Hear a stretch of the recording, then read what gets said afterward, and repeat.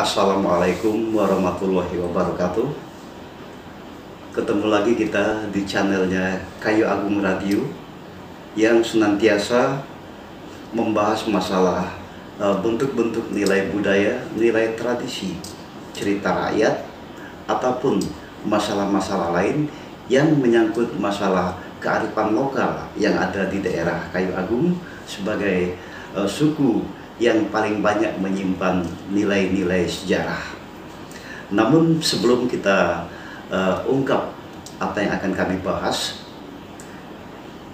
pesan kami, jangan lupa tombol subscribe-nya, di like, dan bunyikan loncengnya. Oke, untuk Bapak Moli Manai, kali ini kami akan menceritakan tentang sebuah kisah kegagahan, kearifan, dan keperkasaan seorang tokoh masyarakat yang kali ini adalah sosok tentang Puyang Cupit.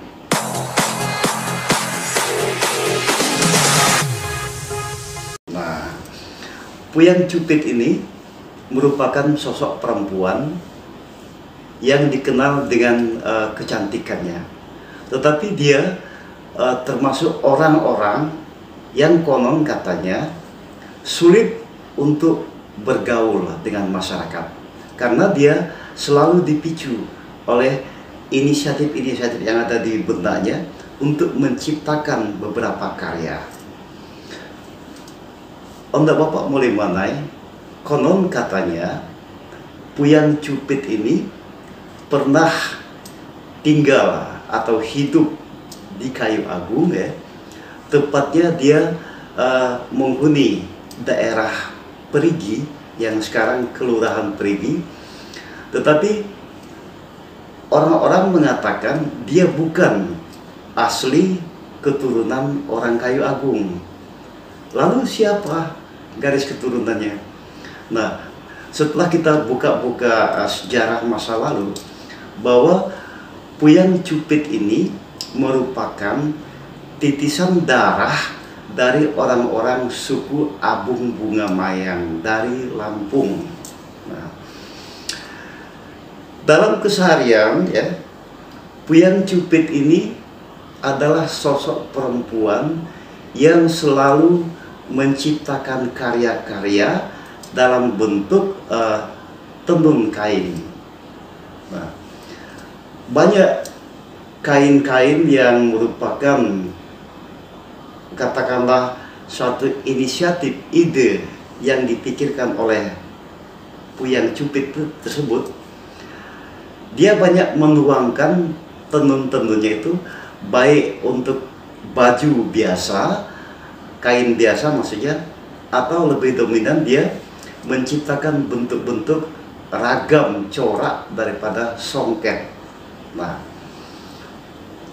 kalau kita berbicara masalah songket, tadi Puyang Cupit dikatakan merupakan masih darah titisan dari suku Abung Bunga Mayang. Kita kenal, kalau di Lampung itu ada kain-kain yang paling terkenal itu bentuk-bentuk kain tapis, ya. Lalu di daerah Palembang dan sekitarnya ini banyak dikenal adanya bentuk-bentuk kain tenun yang bernama songket. Nah, lalu kenapa Puyang Cupit ini menciptakan songket-songket, ya? Nah, karena dia memang orang ini, ya, banyak dikenal masyarakat sebagai perempuan yang menyenangi sinar-sinar cahaya pernik-pernik keemasan, sehingga dia melirik kegiatan orang-orang Palembang yang dalam keseharian membuat tenunan songket.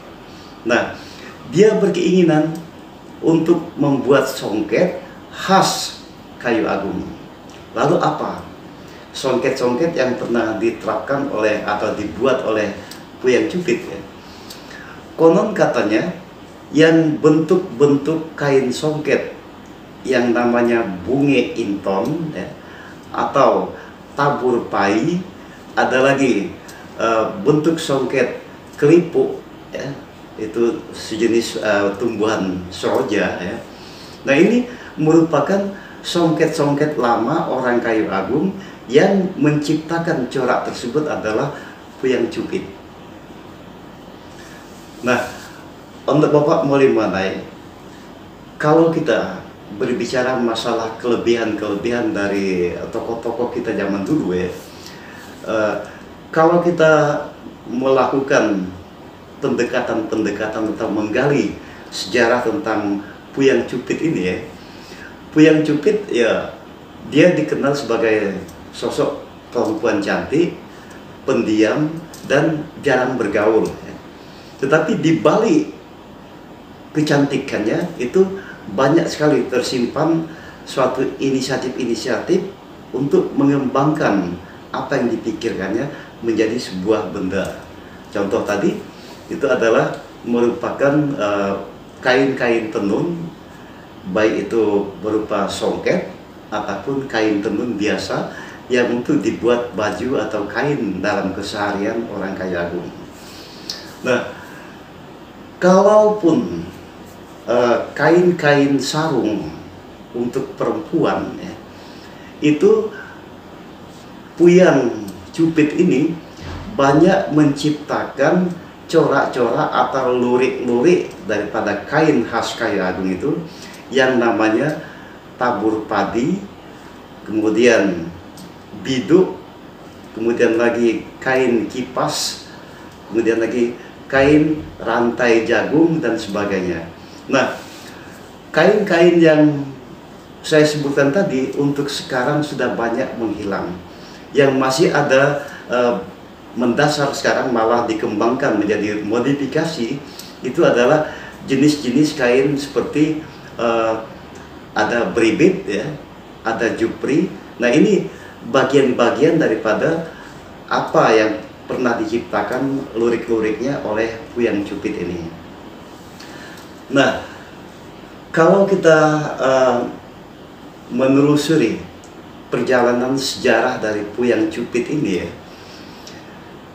konon katanya dia mengakhiri masa remajanya, dia menikah pada umur 23 tahun, dan ini dia mendapat jodoh seorang saudagar kaya yang merupakan orang dari Cina yang hidup di tanah Palembang. Nah, disinilah pada kesempatan dia menikah dengan orang Cina yang tinggal di Palembang, dia tambah mengembangkan karya-karya kain songketnya, sehingga masyarakat banyak bertanya, songket itu sebenarnya berasal dari Kayu Agung atau berasal dari Tanjung Batu dan sekitarnya atau dari Palembang. Nah, kalau kita mengkaji ke belakang bahwa si Puyang Cupit ini sendiri jelas dia tertarik dengan bentuk-bentuk songket dari Palembang. Nah, berarti lebih tua songket Palembang daripada songket Kayu Agung.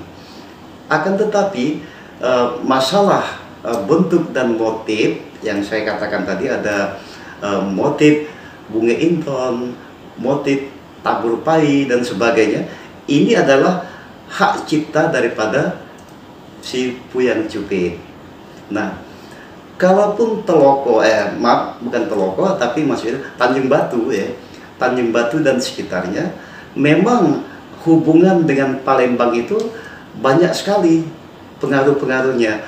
Karena kalau kita menggali sejarah tentang daerah katakanlah yang banyak sekarang mengusahakan tenun-tenun songket, ya, seperti misalnya daerah Indralaya, daerah Tanjung Batu dan sebagainya, memang dasar mereka ini kalau dari belakang, ya, ke belakang ini banyak sekali orang-orang Palembang yang datang ke daerah Tanjung Batu.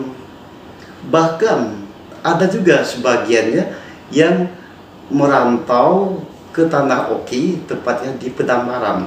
Tetapi di Pedambaran untuk tenun songket tidak berkembang, karena mereka lebih beralih kepada masalah anyam-menganyam seperti anyaman tikar dan sebagainya.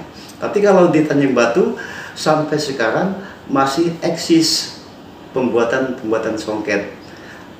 Lalu di Kayu Agung sendiri, untuk daerah Kayu Agung, karya-karya songket itu pelaku-pelakunya tidak ada yang mengembangkan, tidak ada yang menurunkan, sehingga songket Kayu Agung itu katakanlah tenggelam, diakibatkan penerus-penerus karya songket tenun ini tidak ada lagi di Kayu Agung.